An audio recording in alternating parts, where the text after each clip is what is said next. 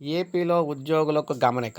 ఈ రోజు నుంచే ఏపీ అసెంబ్లీ బడ్జెట్ సమావేశాలు ప్రారంభం.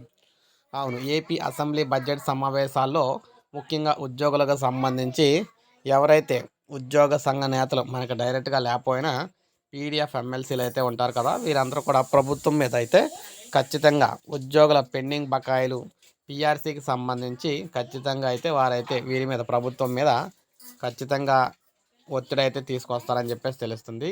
మొత్తంగా 3 వారాల పాటు అసెంబ్లీ సమావేశాలు నిర్వహించాలని చెప్పేసి ప్రభుత్వం భావిస్తూ ఉందన్నమాట. ముందుగా గవర్నర్ ప్రసంగం అయితే 2 సభల్లో కూడా ప్రారంభమవుతుంది. తర్వాత 28న బడ్జెట్ అయితే ప్రవేశపెడతారు. అక్కడి నుంచి మనకి అక్కడ మనకి ఏదైతే ఈ బడ్జెట్ మీద వాదనలైతే జరుగుతూ ఉంటాయన్నమాట. ఈ నేపథ్యంలోనే మనకి ఎవరైతే పీడీఎఫ్ ఎమ్మెల్సీలు ఉన్నారో వీరందరూ కూడా ఉద్యోగులకు సంబంధించి పీఆర్సీ అదేవిధంగా డిఏ బకాయిలైతే కోసం ప్రభుత్వం ఒత్తిడైతే తీసుకురాబోతున్నారన్నమాట. సో ఇది మనకి అప్డేట్. ఒక లైక్ చేయండి, సబ్స్క్రైబ్ చేసుకోవద్దు, మన ఛానల్ సబ్స్క్రైబ్ చేసుకొని ఫాలో